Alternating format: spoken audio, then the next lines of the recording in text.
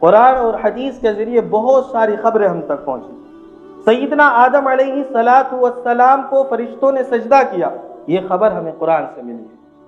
ابلیس ملعون نے سجدہ کرنے سے انکار کیا، یہ خبر ہمیں قرآن سے ملی ہے۔ حضرت یوسف علیہ السلام کو کنویں کے اندر ڈالا گیا، یہ خبر ہمیں قرآن سے ملی ہے۔ حضرت ابراہیم علیہ السلام کے لیے اللہ رب العزت نے آگ کو ٹھنڈا فرمایا اور گلزار بنا دیا، یہ خبر ہمیں قرآن سے ملی ہے۔ حضرت اسماعیل علیہ السلام کو قربانی کے لیے تیار کیا گیا، یہ خبر ہمیں قرآن سے ملی ہے۔ فرعون کا بدن قیامت تک کے لیے اللہ نے عبرت کا نشان بنایا، یہ خبر ہمیں قرآن سے ملی ہے۔ صحابی کو آروں سے چیرا گیا، یہ خبر ہمیں حدیث کے ذریعے ملی ہے۔ صحابی کو آگ کے انگاروں پر لٹایا گیا، یہ خبر ہمیں حدیث کے ذریعے ملی ہے۔ حضرات صحابہ کو تپتی ہوئی زمین پر اور دھوپ کے اندر چٹانوں کے نیچے دبایا گیا، یہ خبریں ہمیں حدیث سے ملی ہیں۔ لیکن قرآن اور حدیث سے ملنے والی یہ ساری خبریں سچی ہیں اور ساری خبریں برحق ہیں، بہت بڑی ہیں، لیکن نبی نے اور اللہ رب العزت نے ان الفاظ کے ذریعے ان خبروں کو بیان نہیں فرمایا جن الفاظ کے ذریعے اللہ تعالیٰ قیامت کا تذکرہ فرماتے ہیں۔ اور 30ویں سپارے کی شروع کی آیات ہیں، اما یتساءلون عن النبأ العظیم، اللہ تعالیٰ نے فرمایا یہ ساری خبریں سچی ہیں لیکن قیامت کی خبر ان میں سب سے زیادہ بڑی۔ اللہ تعالیٰ بڑا فرماتے ہیں۔ آپ دیکھیں کہ فرعون کتنے ہزارہ سال سے عبرت کا نشان بنا ہوا ہے، لیکن قرآن نے فَالْيَوْمَ نُنَجِّيكَ بِبَدَنِكَ لِتَكُونَ لِمَنْ خَلْفَكَ آیا کہا، نبأ عظیم نہیں کہا۔ لیکن قیامت کا تذکرہ آتے اللہ تعالیٰ فرماتے نبأ عظیم، نبی جی فرما دیجئے یہ تو بہت بڑی خبر کے بارے میں آپ سے معلوم کرتے ہیں، قیامت کا دن تو بہت بڑا دن۔ اس کے بارے میں اللہ تعالیٰ فرماتے مقدارہ 50,000 سنہ، 50,000 سال کا دن ہوگا۔ لیکن اللہ رب العزت نے انعام فرمایا ہے کہ جس انسان نے زندگی اللہ کے حکموں کے مطابق گزاری ہوگی اس کے لیے یہ اتنا لمبا وقت اس طرح گزر جائے گا جس طرح فجر کی 2 سنتیں ادا کی۔ پلسرات پر نیک لوگ بجلی کی طرح تیزی سے گزر جائیں گے اور گناہگار کٹ کر اس جہنم کے نیچے گرتے رہیں گے۔ تو اسی طریقے سے بسا اوقات انسان پوری رات سوتا ہے لیکن محسوس ہوتا ہے ابھی سویا تھا ابھی اٹھ گیا، اور بہت سی مرتبہ چند گھنٹے سونے کے بعد تھکاوٹ دور ہو جاتی ہے۔ تو اسی طریقے سے اللہ رب العزت نیکوں کے لیے انتظام فرمائیں گے کہ وہ مشک و عنبر کے ٹیلوں پر سحر و تفریح کر رہے ہوں گے، اور گناہگاروں کا عالم یہ ہوگا کہ ہر انسان دھوپ کی تپش کی وجہ سے اپنے پسینے کے اندر غرق ہوگا، کوئی پاؤں تک، کوئی گھٹنوں تک، کوئی گلے تک، کوئی پورا ڈوبا ہوگا۔ جس نے جتنے گناہ کیے ہوں گے اتنا ہی زیادہ اس کو پسینہ آئے گا اللہ کے خوف اور ڈر کی وجہ سے۔ سیدنا ابو بکر صدیق رضی اللہ تعالیٰ عنہ جب قیامت کا تصور کرتے تو روح کانپ جاتی اور بے ساختہ کہا کرتے طوبیٰ لک یا طائر، پرندے تو کتنا اچھا ہے، تجھ سے حساب و کتاب نہیں ہوگا۔ کبھی فرماتے ابو بکر کوئی درخت کی ٹہنی ہوتا، کبھی فرماتے ابو بکر کوئی گھاس کا تنکا ہوتا کہ حساب و کتاب نہ ہوتا۔ یہ وہ سیدنا ابو بکر صدیق رضی اللہ عنہ ہیں جن کا نبیوں کے بعد امت میں سب سے اونچا مقام ہے۔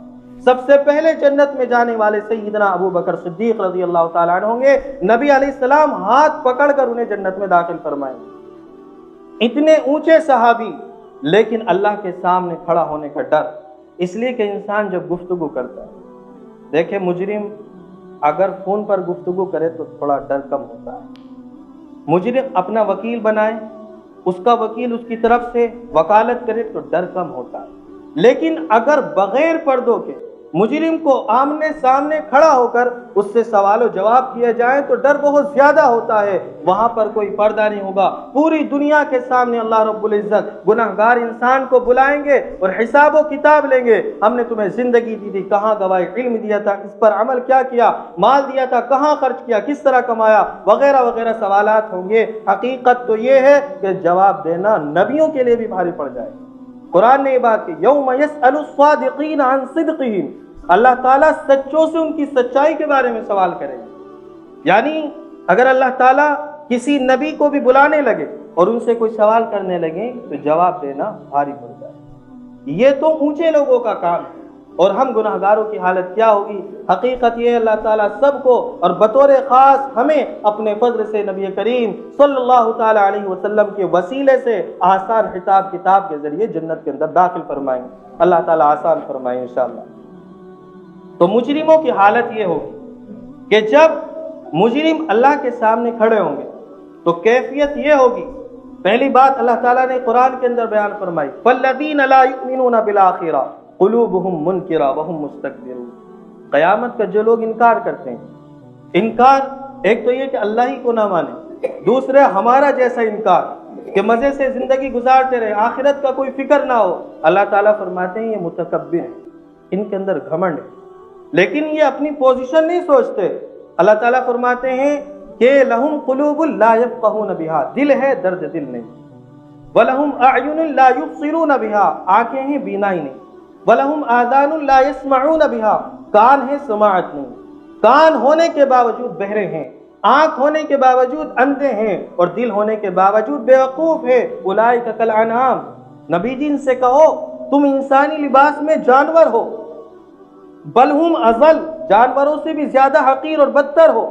ایک کتا اپنے مالک کا وفادار ہوتا ہے، ایک جانور جس کے در پر پلتا ہے اس کے سامنے دم ہلاتا ہے، لیکن یہ اللہ کے دیے ہوئے رزق پر پلتے ہیں، اس کے بسائے ہوئے جہان میں رہتے ہیں، اور اس کے باوجود آخرت کا انکار کرتے ہیں، اس کے لیے کوئی تیاری نہیں کرتے، گویا کہ جانوروں سے بدتر ہیں جو آخرت کی تیاری نہ کرتے، اور یہ حقیقت ہے۔ جب اللہ کے سامنے پیشی ہوگی، اس سے پہلے جب مجرم کھڑے ہوں گے، یود المجرم لو یفتدی من عذاب یومئذ ببنیہ وصاحبته واخیہ وفصیلته التي تؤوی ومن فی الارض جميعا ثم ینجی۔ مجرم چاہے گا اپنے بچوں کو دوں، اپنے خاندان کو دوں، مال و دولت کو دوں اور بچ جاؤں، کلا، اللہ فرماتے ایسا ہرگز ہو ہی نہیں سکتا، نہیں ہو سکتا۔ ولا تزر وازرۃ وزر اخرى، کوئی کسی کا بوجھ نہیں اٹھا سکتا، جیسی کرنی ویسی بھرنی، نہ مانے تو مر کے دے، جنت بھی ہے دوزخ بھی ہے، نہ مانے تو مر۔ اللہ تعالیٰ نے دنیا کے اندر ہمیں دکھایا ہے، ایسا نہیں کہ باپ کی سزا بیٹے کو، بیٹے کی سزا باپ کو، جس نے جو گناہ کیا ہوگا اس کی سزا اگر اللہ دینا چاہیں گے اسی کو دیں گے، کسی دوسرے پر اس کا بوجھ نہیں ڈالا جائے گا۔ مجرم سوچنے لگے ہم اپنے بدلے میں جو چاہے دیں، ایسا نہیں ہو سکتا، بلکہ اللہ تعالیٰ نے ایسا انتظام فرمایا، وَامْتَازُوا الْيَوْمَ أَيُّهَا الْمُجْرِمُونَ، اللہ کی طرف سے اعلان ہوگا چھٹائی ہو جائے سب کی، ان ظالموں کو الگ کرو اور نیک لوگوں کو الگ کرو، آپس میں خلط ملط نہیں ہونے چاہیے، آپس میں یہ ملنے نہیں چاہیے۔ وَامْتَازُوا الْيَوْمَ أَيُّهَا الْمُجْرِمُونَ، آج کا دن تو چھٹائی کا دن ہے، الگ کر دیا جائے۔ لیکن انسان بھی عجیب ہے، اللہ کے سامنے جب انسان کھڑا ہوگا تو فرشتے اعمال نامے کے دفتر اس کے سامنے رکھیں گے، اللہ نے جو کرامن کاتبین ہماری نگرانی کے طور پر متعین فرما رکھے ہیں، یہ اللہ کے سامنے دفتر پیش کریں گے، کس نے کیا گناہ کیا، تو انسان وہاں بھی باز نہیں آئے گا، کہے گا اللہ تعالیٰ فرشتوں نے غلط لکھا، لیکن شاید اسے اللہ کی قدرت کے بارے میں معلوم نہیں۔ اللہ تعالیٰ فرمائیں گے اچھا فرشتوں سے غلطیاں ہو گئی، یہ زمین گواہی دے رہی ہے، اے اللہ زمین بھی انہیں کے کہنے پہ چل رہی ہوگی۔ الیوم نختم علی افواہہم وتکلمنا ایدیہم وتشہد ارجلہم، اللہ تعالیٰ فرما دیں گے سب جھوٹ بولتے ہیں، اب ہاتھ کہے گا میں نے یہ گناہ کیا، پاؤں کہے گا یہ گناہ کیا، لما شہدتم علینا، اب زبان سے انسان کہے گا تمہیں کیا ہو گیا، تم اپنے خلاف گواہی دیتے ہو، تو اعضاء کہیں گے وما کنتم تستترون ان یشہد علیکم سمعکم ولا ابصارکم ولا جلودکم، جس رب نے زبان کے اندر بولنے کی طاقت دی تھی اسی رب نے ہمارے اعضاء کے اندر بولنے کی طاقت دی ہے۔ انطقنا اللہ الذی کل شیء، ہم مجبور ہیں، کیا کرے، بولنے پر مجبور ہیں، یہ جسم گواہی خود دے گا، ہر جسم کا حصہ بولے گا، خاموش زباں ہو جائے گی، اس وقت کا عالم کیا ہوگا۔ ہم فرشتوں کو جھٹلا سکتے ہیں، زمین کو جھٹلا سکتے ہیں، دفاتر کو جھٹلا سکتے ہیں، اپنے بدن کو نہیں جھٹلا سکتے۔ ایک مرتبہ ایک انسان نے حضرت تھانوی رحمۃ اللہ علیہ سے سوال کیا کہ قیامت کے دن اللہ تعالیٰ نے قرآن میں بیان فرمایا ہے کہ ہاتھ پاؤں بولنے لگیں گے، تو یہ کیسے ہوگا؟ انہوں نے کہا یہ زبان ہے، اس زبان کے اندر اللہ نے گوشت رکھا ہے، ہڈی نہیں رکھی، تو جب یہ زبان بغیر زبان کے بول سکتی ہے تو یہ اعضاء بغیر زبان کے کیوں نہیں بول سکتی؟ جس رب نے، اس زبان کے اندر کوئی مشین ایسی تو نہیں ہے کہ چلتی ہو، بس اپنی قدرت سے اللہ تعالیٰ بلا رہے ہیں، وہی گوشت ہے، وہی خون ہے، وہی کھال ہے، وہی ساری چیزیں بدن کے دوسرے اعضاء کے اندر بھی ہیں، تو جو رب زبان کو گویائی عطا فرما سکتا ہے وہ رب دوسرے اعضاء کو بھی عطا فرما سکتا ہے۔ جب زبان بغیر زبان کے بول سکتی ہے تو دوسرے اعضاء بھی بغیر زبان کے اللہ کے حکم سے بول سکتے ہیں، لیکن یہ چیزیں ہمیں ہوا معلوم ہوتی، ہمارے ہوا معلوم ہونے سے کچھ نہیں ہوتا۔ آپ دیکھیں اللہ تعالیٰ ایک نظام بنایا ہے چیز کا، ایک منی کا قطرہ ہوتا ہے، جب عورت اور مرد آپس میں ملتے ہیں اللہ کو منظور ہوتا ہے تو اولاد وجود کے اندر آتی ہے۔ جب وہ قطرہ باپ کے ذریعے ماں کے اندر پہنچتا ہے، اس قطرے سے 9 مہینے وہاں رہتا ہے، تقریباً 3 مہینے کے بعد بننا شروع ہو جاتا ہے۔ تو اس قطرے سے اگر کوئی کہے، اللہ تعالیٰ ہمت دے اور گویائی دے، اور اس پانی کے قطرے سے جو منی کا قطرہ ہوتا ہے، اس قطرے سے کوئی انسان کہے کہ تو آگے چل کے اتنا بڑا ہونے والا ہے، اسے یقین آئے گا؟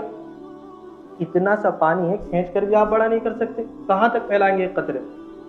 تو کوئی اس قطرے سے کہے کہ ایک وقت ایسا آئے گا آپ کتنے بڑے ہو جاؤ گے، 2 کلو، 2.5 کلو، 3 کلو کے ہو جاؤ گے، اسے یقین آئے گا؟ نہیں آ سکتا۔ پھر 9 مہینے کا ہو جائے، اس سے معلوم کرو تمہاری دنیا کیسی ہے، کہ سب سے اچھی تو میری دنیا ہے۔ اس سے کہو کہ آپ کسی دوسری دنیا میں جاؤ گے اور آپ 6 فٹ 8 فٹ کے ہو جاؤ گے، کہے گا سب سے اچھی دنیا تو یہ ہے، میں کہاں جاؤں گا؟ پھر وہ بچہ پیدا ہوتا ہے، پھر جب اس سے کہا جائے آپ قبر میں جاؤ گے تو یقین نہیں آتا۔ جس طرح اس پانی کو یقین نہیں آتا کہ میں کبھی جسم بنوں گا، جس طرح اس جسم کو یقین نہیں آتا کبھی ماں کے پیٹ سے باہر دنیا کے اندر لمبا چوڑا ہو جاؤں گا، اسی طرح آج ہمیں یقین نہیں آتا ہے کہ کبھی ہم قبر کی دنیا کے اندر بھی جائیں گے، کبھی ہم حشر کی دنیا کے اندر بھی جائیں گے، لیکن ہمیں یقین آئے یا نہ آئے اللہ تعالیٰ کا قانون صاف ہے، اسلام کے سچا ہونے کے لیے قرآن ہی کافی۔ پوری دنیا کے اندر مشرق سے لے کر مغرب تک، شمال سے لے کر جنوب تک، اور جب قرآن نازل ہوا تو اللہ تعالیٰ نے فرمایا اِنَّا نَحْنُ نَزَّلْنَا الذِّكْرَ وَإِنَّا لَهُ لَحَافِظُونَ، نبی جی فرمائیے قرآن ہم نازل کر رہے ہیں، حفاظت کی ذمہ داری ہماری ہے۔ ایک نقطے کا فرق پوری دنیا کے اندر آپ کو نہیں مل سکتا۔ دنیا کے اندر جتنے مذاہب ہیں کسی کی کتابیں محفوظ نہیں ہیں صرف قرآن کے، اسلام کے سچا ہونے کے لیے قرآن ہی کافی۔ اگر کوئی قرآن کو دیکھ کر بھی عبرت حاصل نہ کرے تو فرعون کا بدن، آپ کسی انسان کی باڈی اپنے عزیز رشتہ دار کو کتنے دن رکھ سکتے ہیں؟ مسالے لگا کر، کیمیکل لگا کر کتنے دن اس کی حفاظت کرتے ہیں؟ 1 دن، 2 دن، 1 سال، 2 سال، 100 سال، 200 سال، 1000 سال حفاظت کر سکتے ہیں زیادہ سے زیادہ۔ کئی ہزار سال سے فرعون کا بدن موجود ہے اور اللہ تعالیٰ نے قرآن کے اندر کہا تھا قیامت تک اسی طرح رہے گا۔ تو دیکھیے اسلام کے سچا ہونے کی علامت ہے۔ تو اللہ تعالیٰ ہمیں سمجھنے کی توفیق عطا فرمائے۔ عدم کے واسطے سامان کر غافل، مسافر شب کو اٹھتے ہیں جو جانا دور ہوتا ہے۔ عدم کہتے ہیں آخرت کو، اور جو انسان جہاں سفر کرنے والا ہوتا ہے پہلے اس کی تیاریاں کرتا ہے۔ اس لیے اللہ تعالیٰ سے دعا کرے اللہ تعالیٰ ہماری حقیقی آنکھیں کھلنے سے پہلے توبہ کی توفیق عطا فرمائے، قیامت کی تیاری کی توفیق عطا فرمائے۔ وآخر دعوانا الحمدللہ رب العالمین۔